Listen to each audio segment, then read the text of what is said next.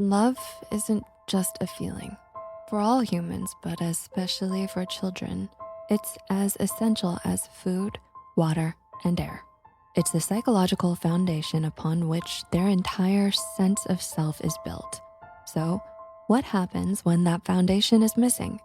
When a child grows up not feeling seen, heard, or cherished? Those effects don't just disappear when they turn 18. They echo throughout their entire life, shaping their relationships, their careers, and the little voice they hear inside their own head. And it's crucial to understand that a lack of love doesn't always mean dramatic movie-style abuse. Often, it's much more subtle. It's the emotional neglect of a parent who was physically present but emotionally absent. It's growing up with conditional love, being praised only for achievements, but not for who you are. It's the constant gnawing feeling that you have to earn affection, that you're a problem to be managed, not a person to be cherished. This absence of a secure emotional anchor is a wound that is invisible to others, but deeply felt by the child. The first and most profound effect is that your internal blueprint for love is fundamentally flawed. Psychologist John Bowlby's attachment theory shows us that our early bonds with caregivers creates a template for all future relationships. If that template is built on inconsistency or rejection, you spend your adult life trying to build healthy relationships on a faulty foundation. You might subconsciously seek out partners who are also emotionally unavailable because that dynamic feels familiar. You don't know what secure, unconditional love even feels like, so you can't recognize it or accept it it's offered. Second, you internalize the neglect. A child who isn't loved concludes, "I am not lovable." This belief becomes the voice of their inner critic, a relentless narrator that follows them into adulthood.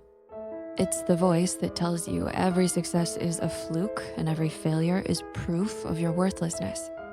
It's why you might have a great job, a loving partner, and good friends, but still feel like an imposter, just waiting to be found out. Third, you struggle to regulate your emotions. A loving parent acts as an external regulator for a child. When a toddler is upset, the parent soothes them, teaching them that big feelings are manageable and will pass. But a child who has to soothe themselves never learns this skill. As an adult, this can look like explosive anger, debilitating anxiety, or complete shutdown when faced with stress. You don't have the internal tools to navigate the normal ups and downs of life because no one ever gave them to you. And finally, this often leads to a desperate need for external validation. If you believe your worth isn't inherent, you spend your life trying to earn it. This is the classic people pleaser. You say yes when you want to say no. You abandon your own needs to cater to others. You constantly monitor everyone else's emotions to ensure they're happy, hoping their happiness will eventually trickle down to you. It's a survival strategy from childhood. Be good, be quiet, be useful, and maybe, just maybe they'll love you. But it's a game that can never be won. So is this a life sentence? Absolutely not. Healing is not about erasing the past. It's about giving yourself what you never got. It's about becoming the loving parent you always needed. And the first step is to acknowledge the wound without judgment. You have to grieve the childhood you didn't get. And it's okay to be sad or angry about it. Your feelings are valid. You were a child who deserved to be loved, and it's not your fault that you weren't. Second, you must actively challenge that inner critic. When it tells you you're not good enough, you have to consciously respond with compassion. It feels unnatural at first, but it's about rewiring your brain. You're literally reparenting yourself, giving yourself the validation and encouragement you never received. And third, learn how to self-soothe. When we're overwhelmed, instead of spiraling, we have to learn to ask ourselves, what do I need right now? Maybe it's a walk, a cup of tea, or just 5 minutes of quiet breathing. These small acts of self-care are you, the adult, parenting you, the inner child.